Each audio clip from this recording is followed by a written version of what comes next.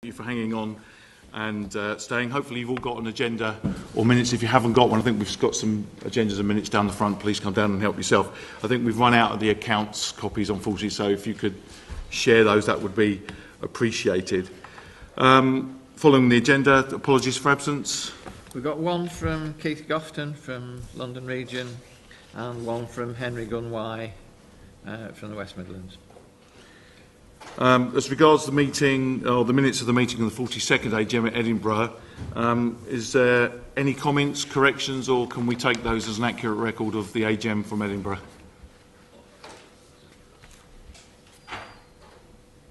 As there is silence, I will accept that they were a true and accurate record.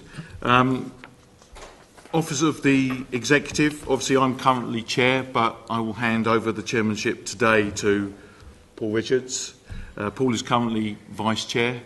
I'm pleased to announce that Tony Hammond of the South East Region has agreed to stand for the Vice Chair to support Paul for the future.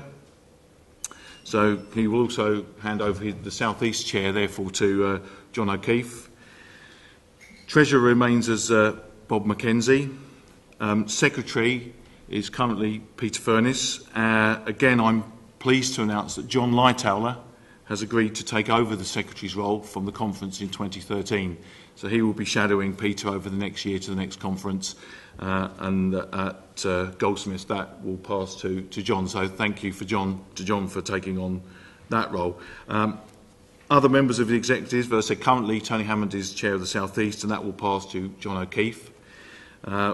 West Midlands Chair is currently Paul, and I believe it's passing to Ken Bing of Birmingham.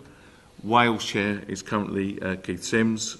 Scotland is David Barrett. Is that to change, David, or not in the short term? I thought there was a last time. London Chair currently Keith Gofton. East Midlands Chair Claire Collier. South West Chair Greg Darg. North East Chair is Russell Smith. Currently, the North West Chair, we do not have a North West Chair, although with some persuasion, I believe Mark Suffield of Liverpool may have found a volunteer as of yesterday evening. So I will not announce names yet until we have spoken to that particular individual. But if there is anybody else that's interested in, from the North West region, that would be interested in taking the chair, then please, of course, let us know, or perhaps let Mark know. He seems to be particularly good at doing that. Co-opted members are currently Bob as administrator, John as a retired member's representative, Sally Sina is our assistant administrator, and Phil Greenwood remains our liaison with BISRIA on the committee. So that sums up the current state of the executive officers. And I'm now going to ask Peter to give the Secretary's report. Okay, the current membership of the association stands at a total membership of 384 members. New members that have joined since last AGM of 40, and we've had 31 members leave the organisation for various reasons, changes of jobs, etc. The university institutional membership now stands at 102 universities who are members of the association. Retired members, we have 25 now. Over 2011-2012, there have been 2 deaths in the association. Wolfgang Schlottmann, a long-term friend of the association and a representative of university engineers from Germany, died. And Len Brindley, the engineer from the University of Birmingham, who was formerly of York University, died earlier this year. And that's the Secretary's report. Thank you, Peter. Bob, the Treasurer's report, and then followed by the administrators. Yeah, hopefully you've all seen a copy of the last accounts. I think they're probably self-explanatory. I'd just like to highlight that the conference in Edinburgh was a resounding success and put a fair amount of money into the coffers, which was good. Compared with the previous year, I think we're £9,000 down in the bank. So we're not doing too badly. But if there's any questions on any item that anybody would like, by all means ask.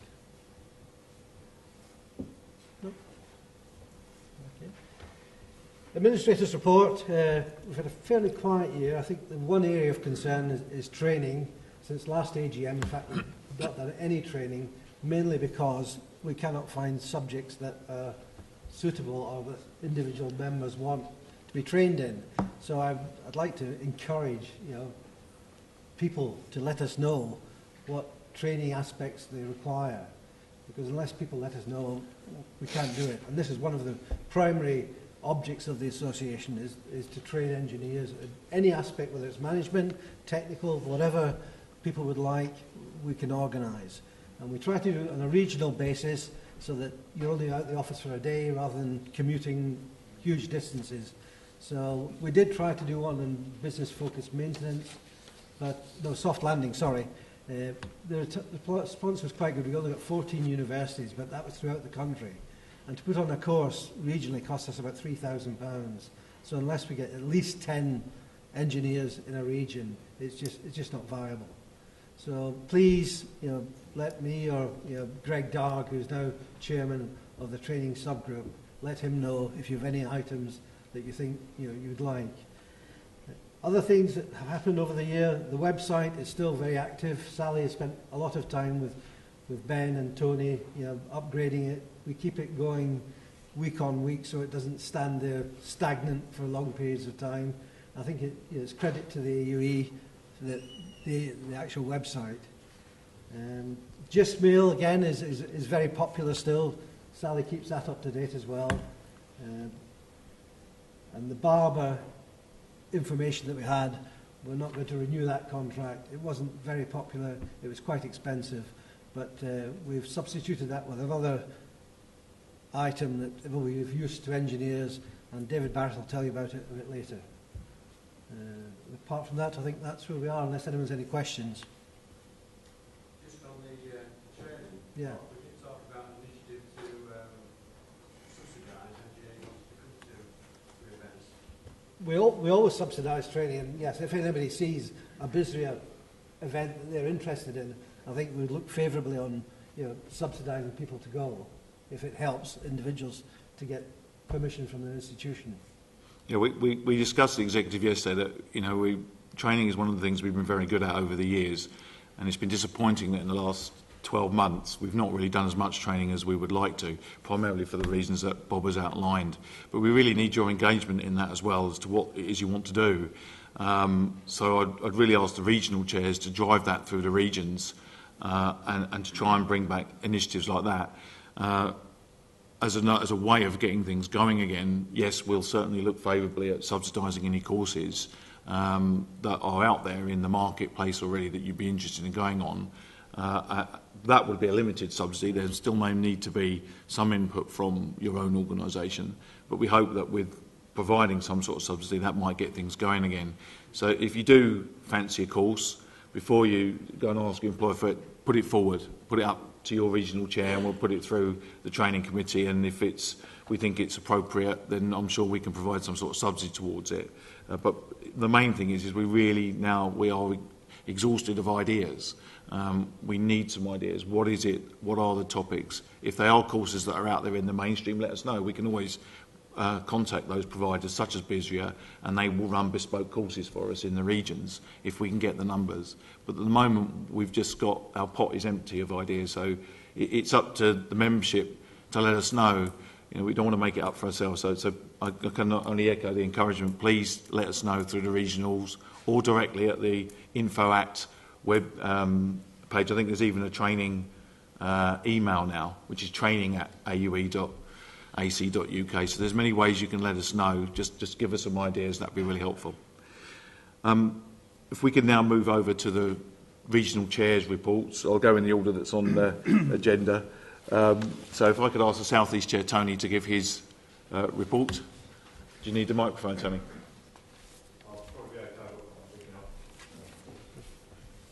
We've had two meetings this year in the South East. Our first meeting was at the University of Surrey, where we got quite an impressive tour of their newly installed biomass plant. Some of you then attended some of us a talk here yesterday about the same biomass plant a few months on, and we've learnt some of the teething troubles they've had with it. Our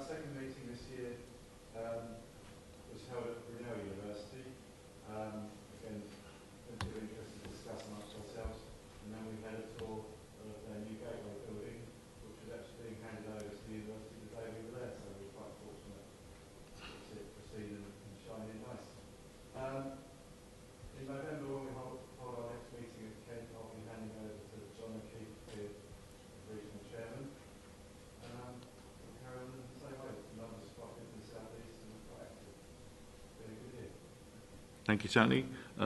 Paul for West Midlands. Okay, since the last AGM, we've had 3 meetings in the West Midlands region. In December, it was at Keele with 11 attendees. 29th of March was at Oxford Brookes University with 14 attendees. And in my last meeting, strangely enough, on the 19th of July, Coventry, we had 18 attendees, which is pretty unheard of, really, within our region. Regional membership of the West Midlands stands currently at 47 from 10 institutions. Some of the topics that have been debated over the last 12 months include, obviously, the Keele Conference 2012, Legionella Control, Lift Communication Systems, Agency Workers Directive, Solar PV, Life Cycle Costings, Asbestos Management, Gas Safety, Training, and the transfer of responsibility for private drainage networks. Presentations that have been delivered include the development plans of Coventry and Oxford Brookes Universities, which include a couple of very interesting campus tours, electronic data storage and O&M information from CIA Limited, geothermal technology, wireless building controls, and quality control of closed water systems. I have to say the meetings have been very informative, very useful, and a great networking opportunity across the Midlands. We've had very good representation from the universities within the region, and the vacancy of West Midlands Vice Chairman, which now exists, as Ken will be taking over the Chair's role, will hopefully be sorted out at the next regional meeting. So. Thank you, Paul. Keith for Wales. The AUE Wales region has held 3 meetings since last conference. We've had visits to Newport City campus building, all without a roof, but the new sanitary roof did fall off twice. Down to the ground Scotty installation in Cardiff, in the optometry building, and then up to the National Library Museum in Aberystwyth. Our next meeting is planned in Cardiff Met, which includes a seminar on surf protection. Just to let everyone know, there is a huge amount of turmoil going on in Wales at the moment.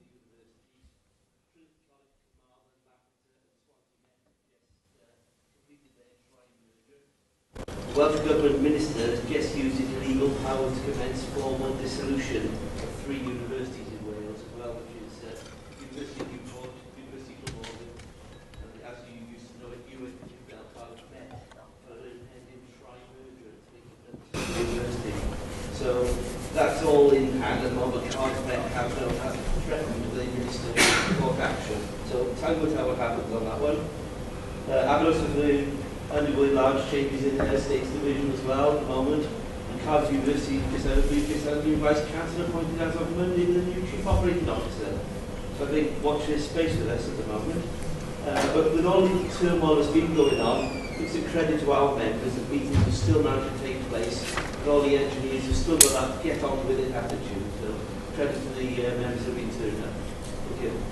Thanks, Keith. David, Scotland. Yeah, we've had three meetings since the last since the last AGM. First one was in December at the University of Edinburgh, then in March in the University of Abertay, and in June at Edinburgh and Napier. We normally get sort of 14 or 15 attendees, so my thanks to all fellow engineers for encouraging that and making those very worthwhile meeting.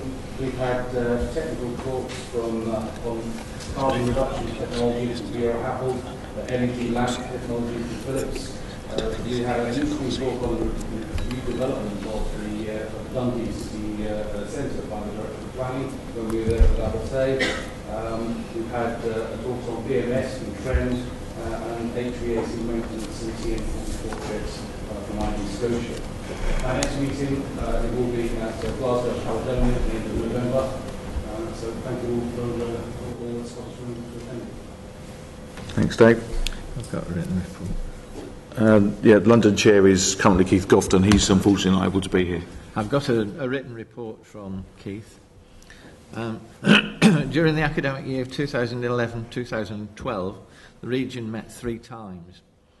For the meeting at London South Bank on the 25th of November, there were 11 regional members, together with the AUE chair.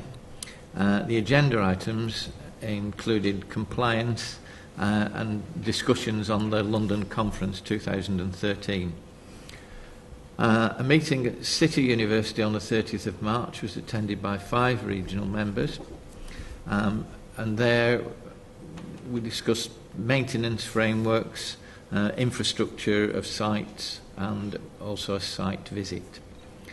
For the meeting at King's College on the 5th of July, there were 9 regional members in attendance, and the meeting mainly concentrated on the organisation of the conference. There was also a talk on CHP by Hoare Lee and Partners. During the year, the region agreed to host the 2013 AUE National Conference, with Goldsmiths kindly providing the venue, and an organising group was formed and has developed the programme. The next regional meeting is intended for October, November, and is yet to be organised. That's the report from London. Firstly, apologies to Claire. I missed you off the list, and our current East Midlands chair is Claire Collier, so I could ask Claire to give a report. Okay. We've had 3 meetings this year. The first was one attended, attending, and that was at Loughborough University. We had presentations on low energy buildings and carbon management plans. Then our next meeting was at the University of Lincoln, and we had a presentation from Sertico on LED development. And our final meeting was at Nottingham-Trent University, where we had a presentation on renewable energy installations by Solis and Blue Green. During the year, unfortunately, our attendance went down a bit, but we're hopeful that that will improve this coming year. Our next meeting is going to be in November at Loughborough University, and it's going to be embedded within some training on contract management and negotiating to win in conjunction with the BIFM. So we're hoping to get some money towards that from the AUE. Thank you very much. Thank you. Unfortunately, the South West Chair, Greg, isn't with us today, and I don't think we have a written report from the South West, unfortunately. So, Russell from North East. We had 2 regional meetings. The tour of our power station, 7 members attending, representing 4 institutions. Then in May, we hosted the University of hosted a meeting, 6 members present, 4 institutions. There was 2 presentations, one from Mike Coomey of Hydrop, and then a presentation of Lisa Control, and Chris Cartwright of MG Bailey, who gave a presentation of REACT contract review. We also agreed that meeting, set a road for meetings out, and stretched out to 2016. The membership stands at 57. Membership engagement in the region, considering that high level membership remains low. Drax Power Station, people disappointing in numbers. And also I still have a vice chair to make things a bit digital. So thanks to Francis Johnson, who looks at my help desk with all the minutes. And the next week is 1st November at the University. Thanks, Russell. One of the new things for this year, and one of the new initiatives that we're attempting from the executive, is we've split up, or we've asked each a member of the executive to take on a lead in various areas. If you've kept up on the website, it was publicised on that. So we have a set of subcommittees now to try and drive through change and initiatives in these areas. These are obviously relatively new. They've only really been in place for 6 months. They are still looking for willing members to participate or to feed in information. So if you're interested in taking part in any of these groups, or obviously providing information or suggestions to any of the groups, then please do. Each one has its own email address set up, and they're all available. That information is available on the website. So now we're going to ask each of the people that are heading those groups, to give their reports of what they've done, at least in the first 6 months. So we'll start with we would have started with the training group. Unfortunately, Greg is not here and we don't have a report, but I think in essence Bob has echoed our concerns with that, and obviously we've invited you to get involved in that. So we'll move straight on to Tony Hammond, who's taken on the lead for the website. Thank you. First, as Darren said, some groups were set up 6 months ago at our February meeting with the AUE executive, and at that time I agreed to take on the role of sort of after the website. The first thing we've done in the last 6 months is to complete some projects that had already been started. So the first one of which was to implement a forum on the website where members could sort of suggest ideas, and it ran alongside the refreshing and renewing our aims document that we produced last year to try and get an idea of what the members wanted for the future direction of the association. Our web developer Ben has also been working on search engine optimisation. What this basically means is, a year ago, if you typed out AUE into Google, a totally different organisation, I think it was in Germany used to come to the top. Now if you put AUE in Google, it's us that gets to the top straight away. So there's proofs of his work there. I don't really understand what he does to achieve it, but it certainly seems to have worked. Something that's just currently coming online at the moment is online regional meeting attendance registers, where the regional chairs will be able to say which institutions attended regional meetings and how many staff they sent to them. This will help the association as a whole to collect some data and see which regions are doing well, which are not. Perhaps it's a geographical thing, and look at those sort of topics to hopefully get more engagement from the membership going forwards. It's ultimately the association's here for everyone, to get as many people joining in as possible. The final initiative we've been sort of working on from the past is the setting up of a document bank to try and make it easier for members to go into the members area of the website to find useful documents such as policies and technical details about things. The key to that really is that we need more members to send us in documents. And it's very easy, you might have access permits at work and things like that, anything like just an access permit. But to someone at another university, it might be the really important thing that they really need. So please, when you go back, do look at what you've got on your own system and think, would that possibly be useful to someone else, as we all have to start somewhere once upon a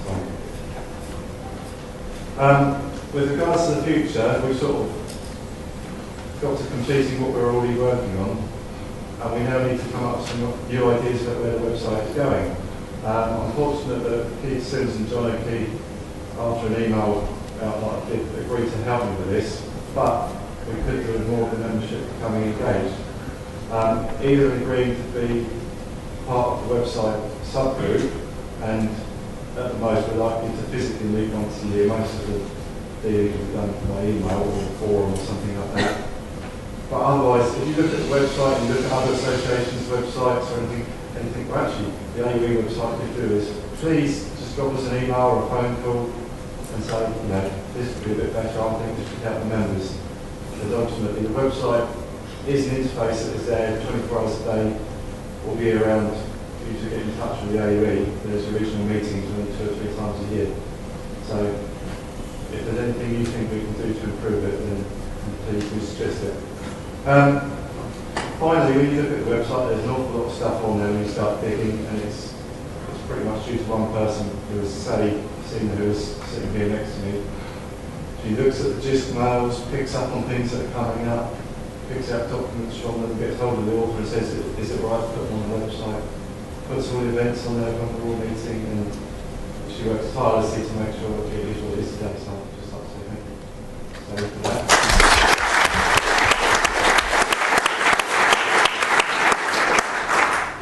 Yeah, if there's anything we can do better with it, please do let us know. Thank you. Thanks, Tony. Russell, who's looking after energy and sustainability. After the group was formed, please step forward to help me with Leeds Award for King's College, Joe Carpel from Warwick, and Anna Costello from Royal Holiday. And we also called on other people not in the AUE, we've got Brian Faulkner from University of Leeds, Mark, my energy manager, Neil, who we saw yesterday, and also Ben, so they also support that group. The first thing we did, we reviewed our relationship with tech. There was a thought that we had a formal relationship with tech. We don't. We just agreed that the executive actually agreed to keep that good relationship up, as there's many purchasing consortia out there. So we just leave that good relationship with tech. I did start having a review of what good practices was going on in the sector in terms of sustainability and energy. Unfortunately, information came back, so I couldn't really conclude too much from that. I would really commend Joel Cardinal from Warwick, who wrote a fantastic paper on CHP, and we discussed that yesterday, what to do with it. Really to do something with it. He used the AUE network in association with the University of Warwick, and he's written an absolutely fabulous paper, so that will be added to the document in due course. And we need to deliver one document like that per year, in my view. We did make contact with the keep our contact with that. We're on their information exchange now. We're just discussing what documents we're going to share with them onto the portal. So probably next executive will make strides towards making that decision what we share with them. For the future, I think we've mapped out 5 aims. One is to recognise good practice in the sector. Second is to build the topic back to Tony on sustainability and on energy. Identify training needs in this area. Build relations with like-minded organisations, associations. As mentioned before, write at least one paper or one piece of work per annum put out there. Thanks, Russell.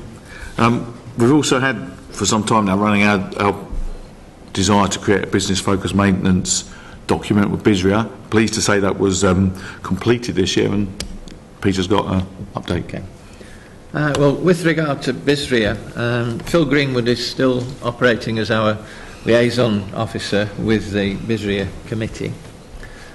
And the big project over the last 2 years has been business-focused maintenance.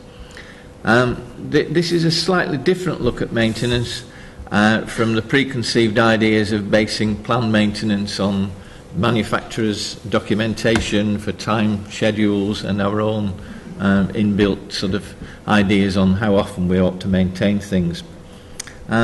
First of all, it breaks all the systems down in a building or a campus into individual components, and it looks at the risk to the actual business operation of something failing. For instance, it looks at an air conditioning system in a lecture theatre.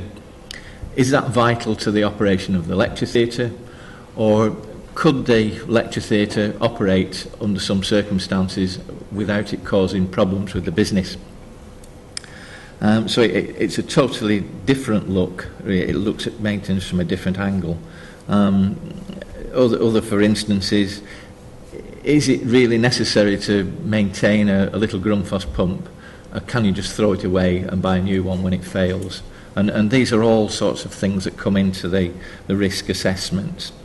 It also looks at the criticality of different operating plant and comes out at the end with a business-focused maintenance score, which you can use to look at your existing maintenance systems and think, well, if it's got a high score, do we need to increase the maintenance on this particular plant, or a low score, can we just sort of ignore it or put it on an inspection regime? And current indications are probably, particularly in the Wolverhampton case where we did the pilot study, could possibly reduce maintenance costs by about 30%. The document is now available on the website in 2 parts. The first part describes what business-focused maintenance is, and the second part describes how to actually implement it, and there's a series of sort of examples which we've gained from University of Wolverhampton. So I commend business-focused maintenance to all you people who might have cost restraints on your maintenance. Thank you. Thank you, Peter. Also, but the next one is the Higher Education Design Quality Forum. I don't know how many people are aware of this organisation, but I became aware of it about 2 years ago, and I was digging around when I started as chair. I'm pleased to say that the AU was accepted into the HEDQF committee in October 2011, and I attended as chair to the first meeting in Oxford the same month.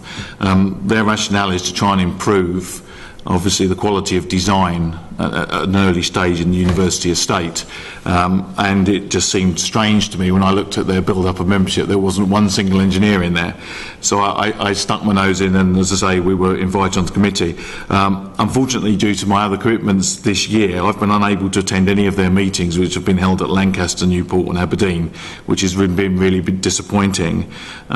consequently, we've decided as executive that the past chair, which will obviously be myself, will continue to represent the AUE on the HEDQF in order to ensure that we keep up our attendance and participation. I think it's really important we engage with this group, because it's not just universities that are on this group, it's also external bodies and architects. So it could be a great force and influence change. Indeed, this year, I believe, and David might echo this, HEDQF gave a presentation at the AUE conference, I believe, in a workshop, and they produced a film which is available on YouTube. And if anybody's interested, I'll give you a link to that. It's about a 15-minute presentation. I have to say it was quite interesting, actually. And they're continuing to explore that and to try and influence the directors, so they're starting there, I think. But they're also debating their current position within the REBA umbrella, and whether that's the right place for them to be, or whether they should be under another association banner. So we'll continue to keep a seat on that. I'll hopefully keep that up much better once I'm free of some other chair's duties in support of Paul as he takes the chairmanship over. So that's where we are currently with the HEDQF. The next report was on the Renewing and Refreshing Our Aims initiative. That was born, obviously, of the member survey last year. So following that, we created a small group to review that, which was 3 executive members, myself, Paul and Russell from the North East, and 3 non-executive members, which was John O'Keefe from Brunel, Paul Russell from London, and Mike Shepherd from Lancaster. We had a meeting in Birmingham in November 2011, and from that we created this document, Refreshing and Renewing Our Aims, which we put out on the GISMAIL, we put on the website for discussion. We didn't get a lot back, I have to say, but what we did get back was useful. And from that we've created a sort of action plan and strategy for the next 5 years, so that we can give some sort of continuity to the association going forward, and that will become a regular item that the executive will review to sort of drive progression onto that. It is available on the website, so it's still there for everybody to see, and we would still welcome comments about that if anybody wants to give them. But I'd thank everybody, those that I named, for taking part in that, especially the non-executive members who came up to Birmingham today to help us do that. So the Refreshing and Renewing Our Aims project as such is at a close, and we've now got this action plan to take us forward for the future. Last but no means least, my own report. It's not been as hectic a year this year as my first year. I've managed to continue to attend quite a few series of meetings, soft landings, working with David Corliss and Safety DVD, getting the BFM project finished, and obviously going to HEAF, the Higher Education's Associations Forum, where all the different chairs of the associations meet. I'm also quite proud that despite my doubters and Ben, our web man, saying nobody ever keeps up a blog, I've kept it up right the way through to today. There's even going to be one posted up as a closing one, and I even tweeted. So thank you to my 8 followers. It was very nice. But one was my mum and one was my daughter. So I'm not. I gave it a go. It was a bit of fun, but it's recorded. My activities are recorded out there for posterity in the cloud. It's been an interesting 2 years. I can look back and think that we've made quite a few significant changes and things. Our membership has been increasing, steadily increasing in the 2 years. We completed our first member survey. Our website use is up and is constantly changing, and there's useful things there for you to see. We created a discussion thread as another means for which you to engage with each other in more detailed conversation remotely. GISMAIL use is healthy. We created our set of guidance documents, which has been very popular. We've completed the BFM project. We've got ourselves a seat on the Soft Landings user group and the Higher Education Design Quality Forum. We assisted in the creation of the country's first M&E framework with the LUPC. We've got our future strategy and action plan complete, and we've created our groups of specialist groups to try and spread the load from the chair. As Bob said, we also gave Barbara a try.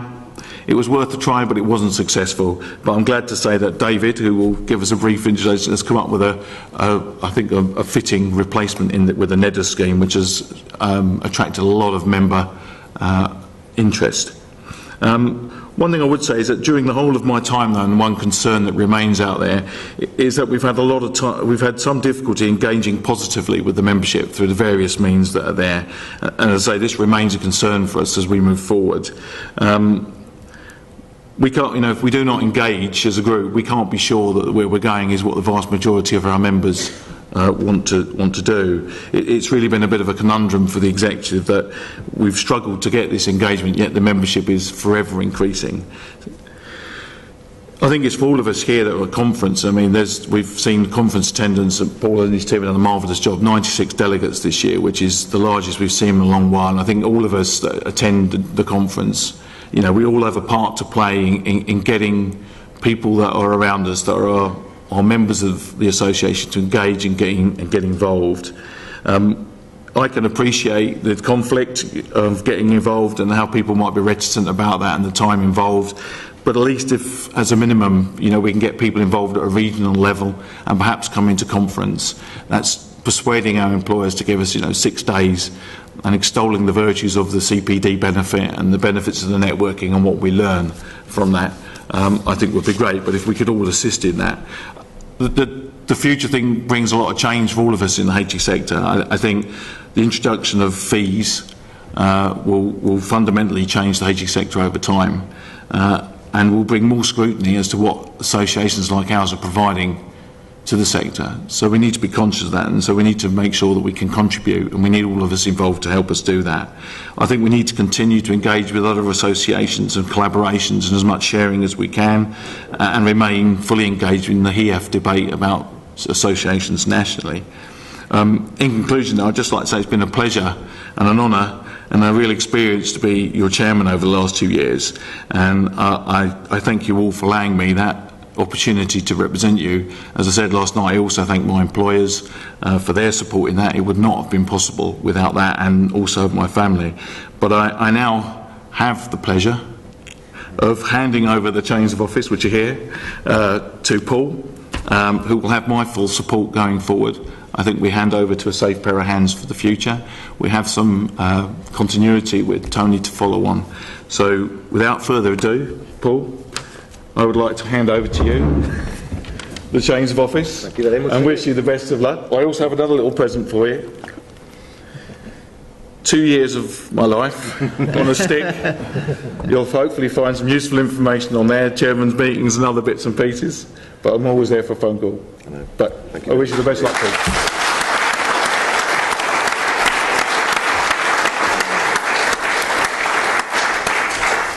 I mean, I'd just like to say a few words, and some of those will sort of echo what Darren's just said, but on behalf of the members and the executive, I would like to offer our sincere gratitude to Darren for his tremendous efforts during the last 2 years as the AUE chairman. He's been hugely influential with the progress that the AUE has made, and he's demonstrated a real sense of vision and a real strong sense of purpose. I'd like to acknowledge also our gratitude to Royal Holloway University for their tremendous support in affording Darren the time to carry out this role in such a comprehensive and dedicated manner. The executive have recently restructured, which has created subgroups, again, which I'm sure will secure the progress made over the last 2 years, as well as ensure that we move forward in a continuity, basically. It also means I can't cock everything up myself, to be fair as chairman. It gives me an enormous pleasure to present Darren with a small memento as a sign of our appreciation. It's a fountain pen, handcrafted locally using timber that was felled on the Keele estate. Unfortunately, it won't be much use for blogging or tweeting. However, I hope that when you're signing off your invoices or doing crosswords, you'll think of your friends and colleagues at the AUE. Thanks, Paul. Very much. Thank you very much. I'd just like to add to that I accept the role of the AUE Chair very humbly, and would like to thank my colleagues and friends in the West Midlands region for their tremendous support over the years, and also to our executive who have afforded me this opportunity to serve the association itself. Thank you very much.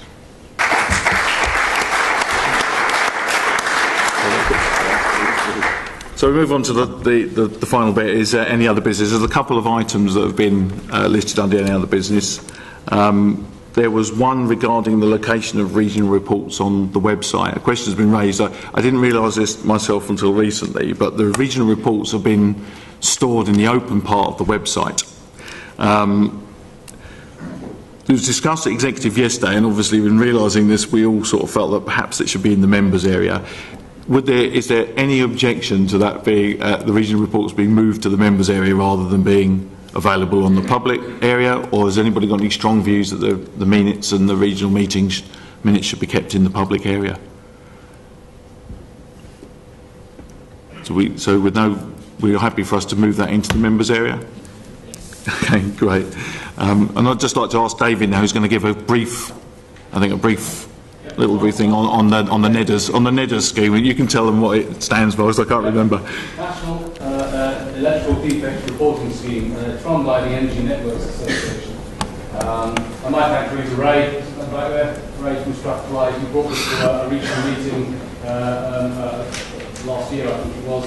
And he made the initial contact with the Energy Networks Association. We've really taken it forward from there. I brought it to the exec committee, and we did have a bit of a straw poll on the website, and there was a lot of interest. So we decided to move it forward. One of the benefits of the association is that it's a large number, 103 or whatever it is, institutions. We're getting this for the price of one membership, which I think is a really good value for money. It's £3,000 plus VAT, and I think it's good added value that we can demonstrate to our member institutions in terms of the value of the AUE as an organisation. So the scheme basically covers high voltage high voltage installations. It will cover the whole gamut of HV all the way up to major transmissions, but there is an opportunity to limit the information that you receive through the scheme. The scheme issues, if you don't know anything about the scheme, it issues automatically notices of DINs, SOPs and NEDAs. That's a dangerous incident notice, a suspension of operating practice, and a national equipment defect report. So these are all different types of reports, which effectively, if you are responsible for switching HV, really you need to know in case a bit of kit that you're actually going to be operating has been reported as being faulty in some way. So these reports are issued automatically, and Sally, another bit of work for Sally, I'm afraid, has agreed to act as the system administrator, and effectively what will happen is that she will issue, there will be a gist mail that's sent out to all the members, and we will ask you to actively and proactively engage with the system. So if you don't respond to the gist mail, you won't get any reports. If you do, then you will be issued with a user name and a password, and then you can go onto the site and there's some user selections, which means that you can sort or add criteria. So if you don't want all the information about 200 kV plus, you can tick the up. I've received the reports up to 20 kV, and I'm getting about 1 or 2 a week in that. So there aren't too many reports that are coming out, but they are important. I think that's a very useful exercise. So the next stage really is that the gist mail will come out. If you want to receive the reports, then you will be asked to effectively respond to Sally to say, yes, I want the reports. You will then be issued with a username and password, and as far as I'm aware, the system will then take over from there, and your email address will be added to the database, and you'll get the reports that you select. Okay? So it's as simple as that, really. I think hopefully it will roll out within the next couple of weeks. Thank you. Thank you, David. Now, this year we did a call on the website for questions to be tabled ahead of the AGM. We didn't get any, so there isn't any tabled questions, but we now have sort of 10 minutes left of the AGM, so if there are any questions from the floor, any topics to discuss on the floor, then it's open now. I just have one really, which is a perennially occurring one, with regard to the Secretary Treasurer positions on the executive. It seems unfortunate that these are taken up by retired members, and John Lightoller will be taking over as Secretary next year, who will also be a retired member. It does seem, you know, that a working organisation of over 380 members should be able to field a secretary and a treasurer who is a working engineer. So please will you give that some thoughts for next time round at future AGMs. Thank you. Any comments or any other questions from the floor?